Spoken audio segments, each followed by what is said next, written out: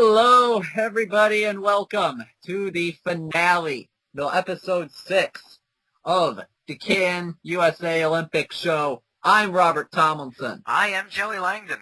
And, man, what a ride it's been, this Olympics, hasn't it? It definitely has. What a ride it's been, from the wild dogs running around to, well, it was... Couple toilets. Yeah, it was definitely an eventful Olympics. Were you following, did you happen to turn it to Fox Sports Live at any time?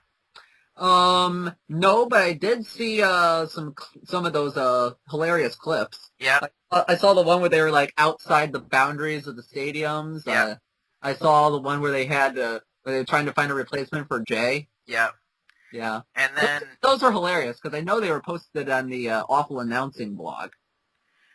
They also did a couple of videos called Fox Sports Live Investigates, where they pretended to be like those, I saw that too. I saw one on Tinder. Yeah, that was funny. Let me just say this right now. What in the absolute hell is Tinder? From what I understand, it's like sort of a dating thing for Olympians, where basically it shows Olympians, an Olympian can bring up so let's say I got called up to be an assistant curler for Team Canada. I could bring that up the app on my phone, and I could just go, I would say I'm male, interested in women, and it would show a bunch of Olympic women who are also signed up on the site, and I would just say hot or not, and if two hots match up, so if let's say, okay, I'm going to stop saying I, because this is going to get weird. Let's say a person. Yeah, let's go with that. Let's say a Canadian male matches up with, let's say, a Swedish female. They both put hot on each other. They can contact each other. They can meet up, from what I understand. Okay, that is one weird way to enjoy an Olympics as an athlete. Well, to each their own. Yeah. But, yeah, there's that. I like that segment from Jay and Dan. Yeah. Canadian. Also, one other thing about Fox Sports Live, after one of their, I think it was after the NASCAR race, about a week ago, they actually beat SportsCenter in the U.S. Yeah. I can imagine, because Jay and Dan, who are used to, because they came from the ESPN of Canada, who had to deal with the rival networks coming up and beating them the ratings a couple times. So they're just sitting there, they're reading the reviews, and it's just as soon as they read those numbers, it's just fireworks in their head. Yeah. But we are not here today to talk about Jay and Dan, as funny as they are and how good they are at what they do. We are here to talk about, first of all, what happened last week with the hockey games. And, oh my God, did the U.S. frickin' blow it. They blew it. Yes. They blew it. I'm not gonna sit here and say that Canada would have won even if USA played at their fullest potential. It was very much. I mean, look at the girls. Look at the women's game, okay? They were up 2-0. 5 minutes to go. They gave up two goals in 5 minutes. We almost had an empty netter. You Canadians bribed that post, didn't you? No comment. That was painful to watch live. There may or may not have been literally a party going on as soon as the game ended, because the game ended right as school ends. So as soon as the bell, it pretty much synced up to as soon as the bell went, Canada got the overtime winner. So we just it was a lot of jumping. It was a lot, I heard there was a lot of desks being flipped. There was one guy who jumped on, because we have stairs going down into the forum area. One guy jumped on the railing going upstairs, thought better of it, and stepped back down. It was fun. Huh. Yeah. I was the only one in my house that watched it live. I recorded it for my parents afterwards. And, oh my God, that was so gut-wrenching. A gut-wrenching loss. When you know that you had the game wrapped up practically, and you just give up the goals like that. I mean, one of them was a fluke goal. One of them was pretty good shot in the regulation. Oh my goodness, it was just painful to watch that slip away, and you could tell the faces on the U.S. team during the medal ceremony. Those silver medals were like paperweights to them. I have been there. I've been there on both sides. I've won a tournament in overtime. I've lost the tournament in overtime. It's not a good feeling to lose, but it's a hell of a lot better to win than if Canada would have went out there and beat USA 4-2 or 5-2.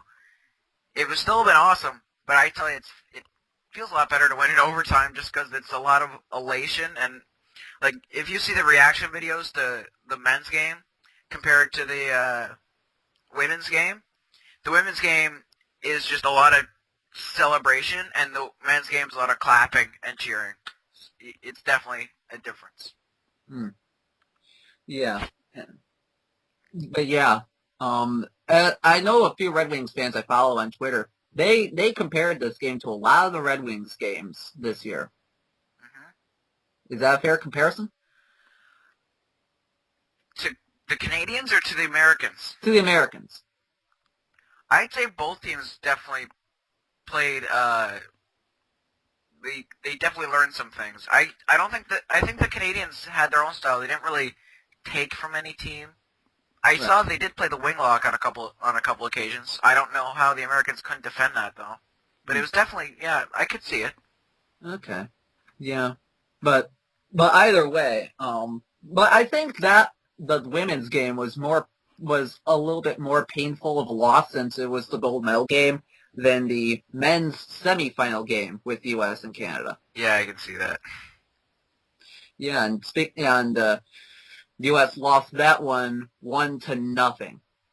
And I was listening to the audio live at work, and that I only caught bits and pieces since I was still working and stuff. But man, it was Canada pretty much beat the snot out of them 1-0. That's kind of I like the oxymoron connotations behind that statement. Because you can't really beat the stuffing out of them in a 1-0 game. Yeah. But yeah, It kind of felt like that. Quick had a hell of a game. The Canadians couldn't get a lot of good chances on him. My boy Bouwmeester was able to get the decent shot, which Ben got a stick on. Mm-hmm. And that was pretty much it. If Bouwmeester doesn't make that shot, or if Ben's not standing there, the United States could have woken up and took it to overtime. I could see that. But I mean, they were getting dominated by Canada pretty much all game with the intangibles. But you look back to the Latvia game where it was close all game in that one. Yeah, and Canada had 55 shots in that game. That's how I saw the Canada-US game there, where Canada just kept the onslaught going, and it's the best offensive players in the world playing defense, just taking low shots, going for rebounds, not doing anything special. And it gets you those low-scoring yet dominating wins. And what made it even worse for the U.S. after that game, they lost, what was it, like 5-0 to Finland in the bronze medal game? That was funny. But honestly, as a U.S. fan, I don't know if I would have started Quick. I mean, hindsight's 20/20, and I know Quick is a pretty decent goaltender, but Brian Miller only had like one start in this entire tournament, and he only gave up like one fluke goal in the last minute or so. Quick's definitely the guy who started in that game. I think they started the right guy. The United States forwards and like their skaters didn't wake up to come. They weren't motivated to go win a bronze medal game, where Finland was, because they wanted to keep their medal streak going. I think they won a medal every year since 2006, so they wanted to keep that streak going. They were actually up to the challenge. They wanted to get Salania's medal. Okay. Well, where the United States just came out like still reeling over their loss, where Finland went out and took the game. I'll have to agree. I'll have to agree with that. I was getting updates from my dad, who was watching the game while I was out volunteering over at a family fun day event over at my old elementary school, and my goodness, it was just it was painful to see those updates, like 3-0, 4-0, and it was like, damn it. It was sad all around. Yeah, and do you want to know? I'm gonna actually. I think Shimu Solani had like 2 goals for Finland in that, at least. I'm gonna actually say something that's probably gonna lower my credibility, but I watched the first period of the Canada-Sweden game because it was at 7 in the morning. I watched it in my room because I didn't feel like getting up at 7 in the morning. I watched the first period. It went to commercials after the first period. I fell asleep and woke up just as the third period was starting. Wow. But I did not miss us winning the gold medal, which was amazing. That's good. Yeah. Yep. All right, moving on. Another thing that happened in the past couple days, since we are recording this the day after the night after the Olympics, pretty much the next day. The closing ceremonies happened. That bear is still terrifying. I happen to be on the CBC page, which has a picture of it. The bear is still terrifying. Really, I don't think it's that as terrifying as the smaller version of the bear that was running around some of the events. That's terrifying as well, but I have animatronics just... Especially when the big bear shed a tear. I kind of shed a tear as well. I shed a tear out of fear. I got all the feels. The one part I did like, remember, if we're going to go back to the first episode of the show, way back. Oh, yes, I know what you're going at. Yeah, where I mentioned the Engineer Mime in Vancouver, and I said, I wonder if the Sochi Games are going to go back and make fun of their own miscue. Deprecation. It always works in the Winter Olympics, at least. Yep. We've yet to see some horrible miscue in the Summer Olympics. I can't really show a video of it here because then the IOC would sue us over for everything we own and love. Way to make them sound evil, man.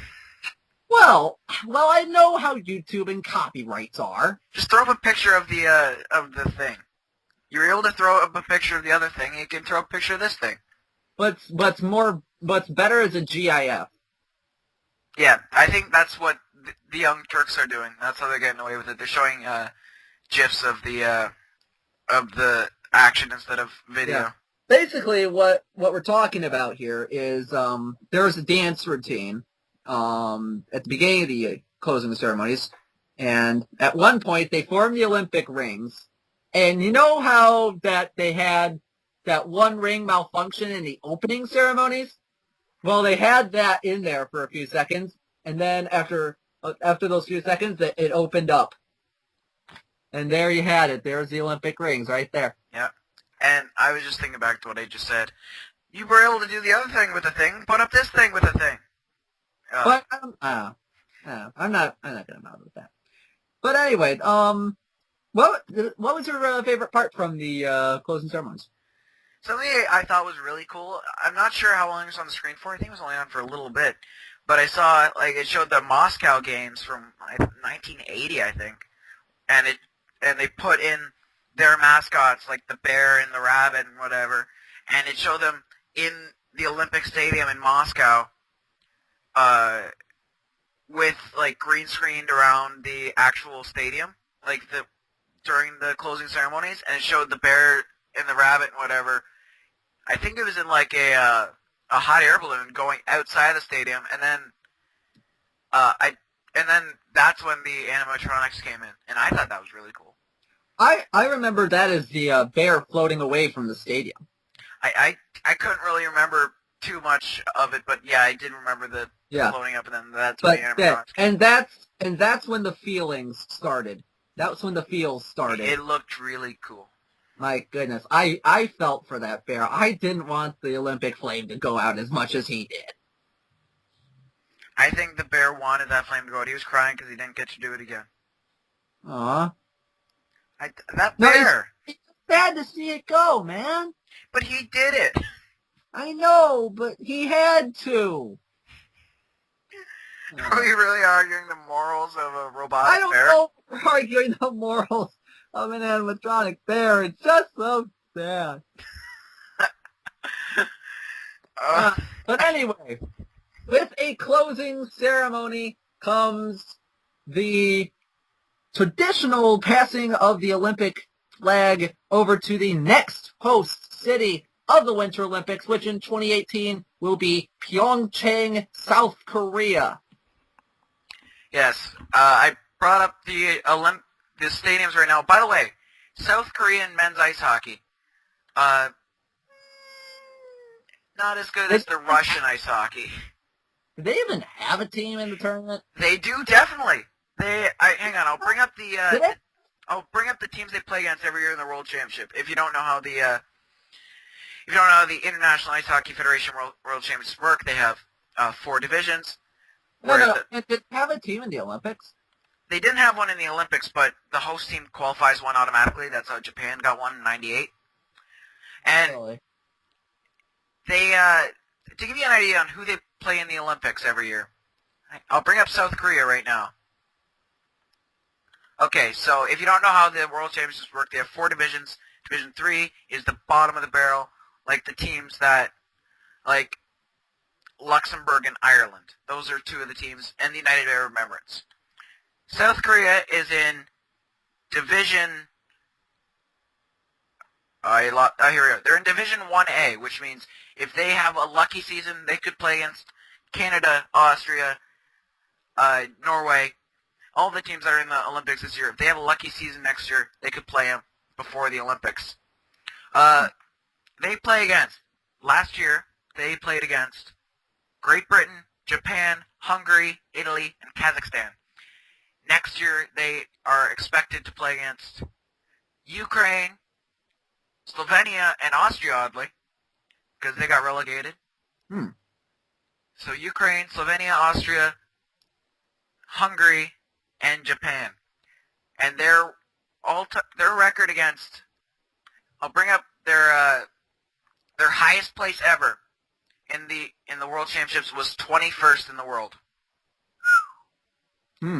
And some of the teams they have played against: Australia, Spain, New Zealand, South Africa, Mexico, Belgium, China, Israel, Hong Kong, teams like that. They've only played teams in the Olympics a few times. They played Slovenia and lost to them. They played Latvia, lost to them. And that is the only other Olympic team they've played. Uh-huh. Well, that's going to be interesting to see how they do with their ice hockey team in the Winter Olympics in 2018. What are you looking forward to with the 2018 Olympics? Well, the big question mark right now, looking in 2014 towards 2018, is whether Bettman will release the NHL players to go play in the Olympics. Really? That's going to be a thing? It's a thing right now.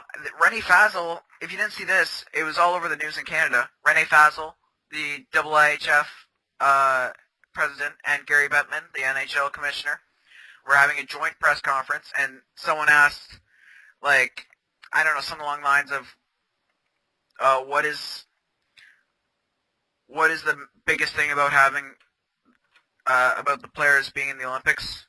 And René Fasel said, if you look at their faces, the best thing in the world for these players is to win an Olympic medal. And then Bettman just sitting there because he hasn't been asked a question yet and said, except maybe winning a Stanley Cup. And everyone just glares at him and he starts laughing.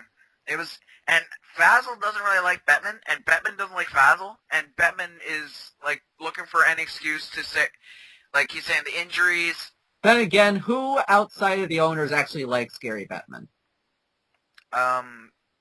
No, buddy. His family, maybe. But his things, he's saying the injuries, the elongated schedule, but he's making up these things. Everyone really knows he's pretty much saying, we're releasing our players, why don't we get a bigger chunk of the pie? Yeah, and you mentioned injuries. You have guys like John Tavares, Henrik Zetterberg. They're out for an extended period of time because of injuries sustained during the Olympics. Tavares is officially out for the season. Ooh. That's not good. That is not good. Something I'd like to note right now is the only nations that have officially secured broadcasting rights for 2018 so far are France, both Koreas, United Kingdom, United States, and Canada. Every other country could, any channel there could buy the rights for the Olympics in 2018 right now. That's going to be mildly interesting to find out. By the way, I'd be remiss if I didn't mention Team Jacobs. I never doubted you. Don't go back and watch the other episodes. But I never doubted you. Congrats on winning gold, guys. And All right. And Team, I think it was Team Jones for Canada for the women's. Domination. Undefeated. First time for the women's. Great job. Another double gold for Canada in curling. I'm happy. Yeah. Canada did get double gold in curling. I forgot to mention that. And we could get, I don't think we've ever gotten the triple gold in hockey. Yeah. Do you want to know what the third gold is? What's the third gold? Funny you ask. In the Paralympics, there is, Canadians consider a triple gold if we are able to win the mixed hockey event, sledge hockey, in the Paralympics. We haven't been able to do that yet. That's going to be interesting. Do you, where are the Paralympics covered in the U.S.? Oh, man. Paralympics, I don't think they are very heavily covered here in the U.S. I might be wrong, but I don't think they make a whole television event about it. Yeah, here neither. It's usually just like, because there's actually way fewer events. It's normally just like the sledge hockey and stuff that gets covered, and it's just like showing the games and a little bit of a pregame show. But yeah, it's still something. Yeah. Now you mentioned gold medals and medals in general. You talked about before we started recording. You talked about how that the U.S. is the NBC is the only broadcaster in the world that has their own unique way of doing medal counts. How is that? In the International Olympic Committee and every other country list their medal ranking by gold, with silver as a tiebreaker and bronze as a third tiebreaker. NBC does it by total medals. You could make some conspiracy theorists go, well, it's because the NBC knew that USA would get 11 million bronzes, so they made it the medal count so they could automatically win. Oh, by the way, something I just noticed, South Korea is actually, they put a team in the sledge hockey, so there is a hockey presence for South Korea in the Olympics. Oh, cool. That's going to be fun. Yep. But yeah. I don't know why. I think it's decent. I mean, it's the only medal count I've really ever known. I never knew about the gold medal ranking for medal counts. I didn't know about that. Okay, we're in the U.S. We like our medals however way we get them. I guess. I guess it makes the U.S. look better. I don't know. But either way, Russia still won. Yes, Russia won either way. Yeah, Russia won with, 11 golds? And 33 medals overall. Yeah. And congratulations to Russia winning in their home country. Netherlands won the most amount of medals per athlete. Yeah. I mean, sweeping the podium, in speed skating really helped. Yes, definitely. Yeah. All right. There's one last thing to do before we sign off for our time here on the CanUSA Olympic show. Why don't you tell them what it is, Joey? Well, as previously mentioned, we made a bet over which team would win the medal count. Even though it was vague, we agreed that medal count officially meant the IOC medal count, which was golds. Which was the worst decision I ever made in my entire life. Canada won the IOC medal count. By one. The bet was... Okay, hold it. Okay, tell them the bet. The bet was that whichever country would win the medal count, that between our two countries, their representative, me for Canada, Rob for the United States, would sing the other country's national anthem. All right. Now let's think about this. What have we done if it had been a tie? We would have sang "Take on Me" by Aha. Yeah. Okay. I would have gone with that much more than doing this. So tell them what I'm gonna do. Well, Canada won the medal count, so our good friend Robert Tomlinson over here, also known as DishNetKid34 on the YouTubes, will sing "Oh Canada" for all you loyal 11 listeners. Yep. And I'll just say this. A couple of my former elementary teachers are watching this. Elementary school teachers are watching this. So, okay. So yeah. This is going to be so embarrassing right now. This will probably be the most embarrassing thing I've ever done in my entire life. Wow. All right, here we go. I hope this all goes through here on the show, so with my microphone being the way it is. So here we go. Oh, that's beautiful. Here we go. Oh, Canada, terre de nos confrontes yen, the fleur glorieux, car tombera, se porte le bel side. Switch back to Fresh Buddy, you're fading out. Okay, I'll do it in English. I got you with the French. You got it? Like, you were so close, and then you just stumbled over, like, the sixth line, and you're like,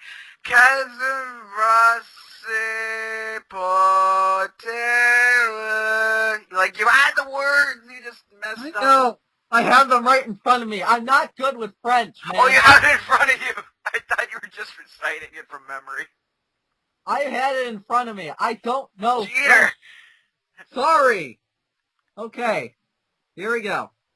English version. Here we go. Oh, Canada, our home and native land, true patriot love, in all thy sons command. With glowing hearts we see thee rise, the true North strong and free. From far and wide, O Canada, we stand on guard for thee. God keep our land glorious and free. O Canada, we stand on guard for thee.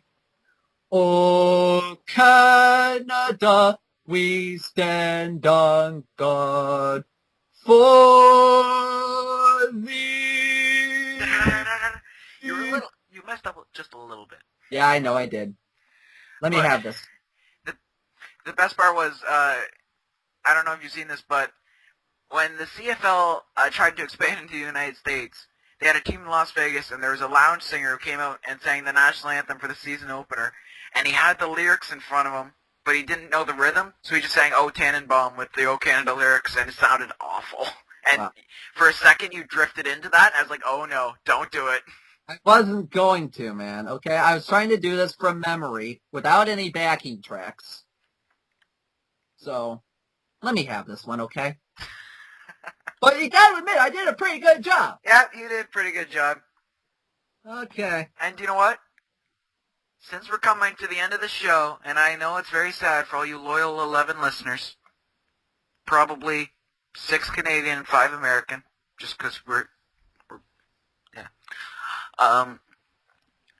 Let us know what country you're from in the comments below. Like, comment, subscribe. We might as well end this episode with our failsafe. Think that's a good idea? What are we doing? Well, I just thought possibly we end it with what we could have done with it if we tied. Okay. At least the first verse. Okay. And then the chorus. Let's read that. I know. I don't know what I'm to say, I'll say it anyway. Today isn't my day to find you shying away. I've been coming for your love, okay. Take on me, take on me, take me on, take on me, I'll be gone in a dead. I'm sorry that we had to subject you to that, but with that, And horrible. And the backing track is not synced to that at all. Like, the chorus is just starting on the backing track. I just started to start anyway. Well. Anyway, with that, our horrible rendition of Take On Me is done, and we will now sign off for the CanUSA Olympic show. Any final thoughts? Take on Canada, go! I fooled you. I tricked you. Anyway, thank you so much, Joey, for for bringing the idea to my attention back in, November, October-ish? Yeah, it was way back when. Like, it was before even the World Juniors, which was my original plan. Yeah, because I knew I wouldn't even get the World Juniors at all. But thank you for this, and now I can focus on my schoolwork more often now. Yes. Because I have a 3-page paper that's due next week. I'm only like halfway through. It's for my U.S. history class, so I can finally pay more attention to that than worrying about this. I'm just kidding, man. Make it sound like it's a chore. It is a little bit. That hurts me. No, it's okay, man.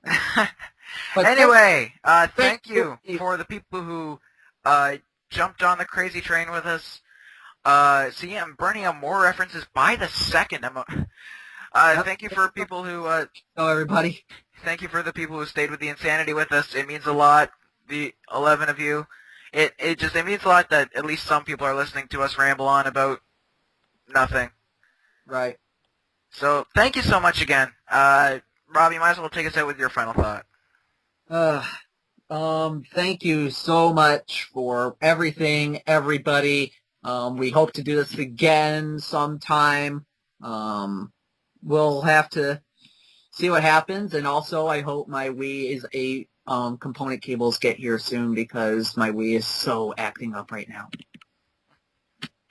And that's and for the people who actually saw this on their subscription feed, actually, will there be new DishNet Kid videos coming out soon? Well, if I get my Wii to work properly for more than an hour at a time. Sounds good. Yeah. All right, take us home, Joey. Talking away. I don't know what I'm to say, I'll say it anyway.